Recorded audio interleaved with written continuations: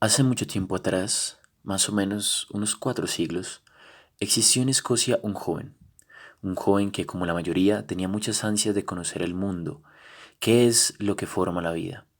Pero él no solo quería ver el mundo exterior, sino también el interior por donde él veía la vida, es decir, la mente humana.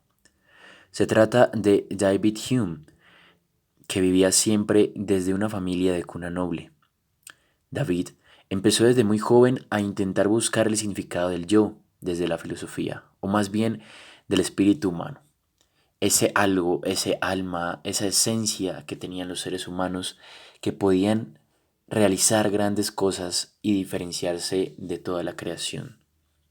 Ya que desde muy chiquito su padre había fallecido, él, su madre y sus hermanos decidieron ir a vivir a la casa de su tío.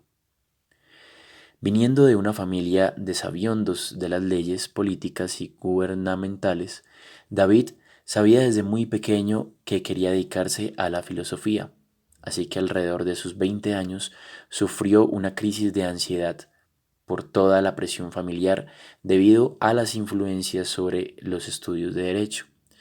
Renunció a todos estos estudios y partió a Bristol para ganarse la vida trabajando en el comercio. Ya con 26 años de edad, Hume redactó su investigación y su tratado de la naturaleza humana. Hume llevó mucho más lejos sus principios, intentando que la razón y los juicios fueran meras asociaciones habituales de diferentes experiencias.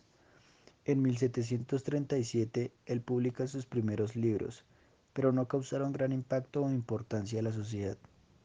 En 1739 todo seguía su normalidad, sin despertar atención alguna. Debido a esto, Hume se decepciona, y en su biografía puso, nació muerto a causa de la prensa. Después de esta decepción, Hume empezó a tener ideas más claras y empezó a escribir un estilo menos abstracto para tener mayor claridad en sus ideas y poder tener mejor extensión del tema. En ese mismo año, conoce al economista Adam Smith, quien también compartía ideas. Asimismo, publicó la parte de sus ensayos morales y políticos, que se generaban en 15 textos. En 1741 esta obra fue un éxito y abrió paso para que naciera la segunda edición.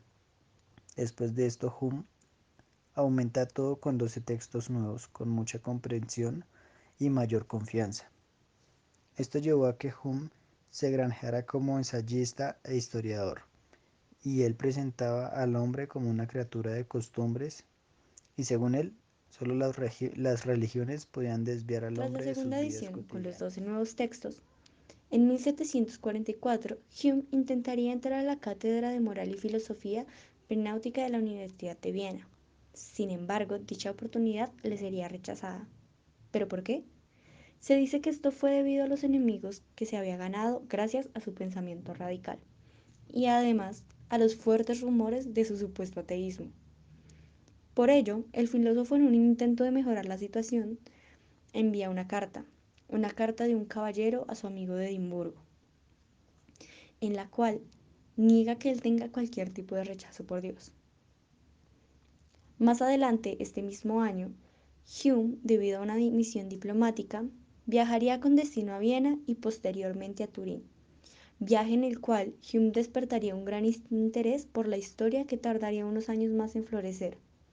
Sin embargo, este mismo año publicaría sus investigaciones sobre el entendimiento humano, ¿no? En la cual nos explica una epistemología en la que las leyes que rigen nuestro mundo no podrían reducirse o plantearse a priori, sino que, solo por la constatación a posteriori de ciertas correlaciones y la observación de estas, se permitiría apreciar el contenido de estas leyes. Más tarde, en 1749, volvería a Escocia, donde escribió sus discursos políticos y su investigación sobre los En principios todo de la caso, moral. desde esa plataforma consolidó su clara vocación como escritor independiente, como hombre de letras típicamente ilustrado.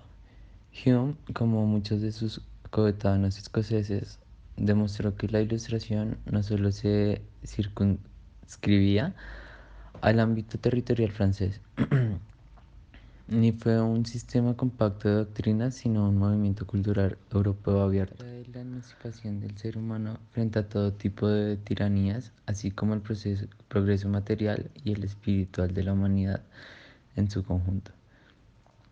Se suponía un instrumento de transfiguración real para algunos pueblos europeos que, como Escocia, habían entrado a una fase de prosperidad. Para Hume precisar un poco más este rasgo cardinal del empirismo, que todos nuestros conocimientos se originen en la experiencia y en particular la experiencia de los sentidos, no quiere decir que el conocimiento se origine en el contacto mismo de nuestros sentidos con las cosas.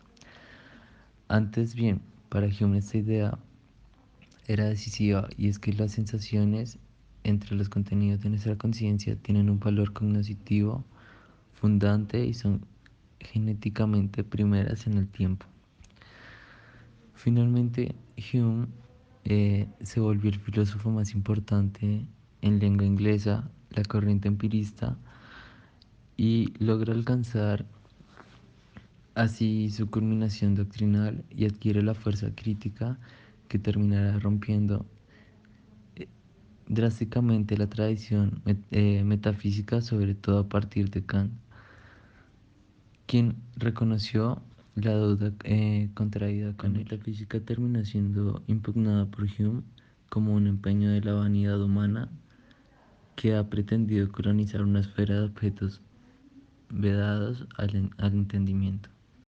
Para finalizar, el asociacionismo de Hume empezó con investigar a profundidad la naturaleza humana, un método similar a las teorías de Descartes y Locke.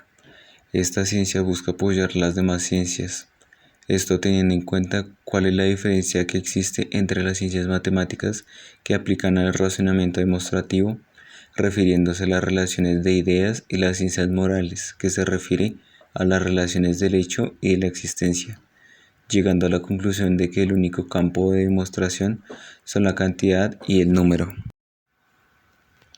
Los contenidos mentales o percepciones son reducidos a impresiones e ideas. Por un lado, las impresiones son aquellas percepciones que entran con vivacidad, fuerza y facilidad a la mente, mientras que las ideas son las imágenes débiles que adquirimos por las impresiones cuando pensamos y razonamos. La viveza con la que las ideas e impresiones se presentan en la conciencia deriva con que las ideas surgen de las impresiones y las impresiones radican con el contacto con la realidad. Debido a lo antes mencionado, las impresiones tienen prioridad sobre las ideas y se clasifican en simples y complejas. La primera es una sensación descomponible, en cambio la segunda, nuestros sentidos están expuestos continua y simultáneamente a muchas sensaciones simples. En cambio, las ideas simples son copias de impresiones simples y las ideas complejas son agregados de ideas simples, explicando así el carácter empirista y atomista de su psicología. En cuanto a las percepciones de Hume, decidió introducir la asociación para dar así explicación al fundamento del psiquismo humano. Esta se dividió en tres: semejanza, continuidad y causalidad, las cuales intervienen en las combinaciones de diferentes y nuevas ideas que concluyen en una general. Desafortunadamente, en el año 1775 padeció un tumor intestinal que lo lleva a escribir su autobiografía. Tan solo a la edad de los 65 años fallece acompañado de su amigo Adam Smith, con el cual bromean con respecto a qué temas iban a dialogar con Caronte cuando se encontrasen.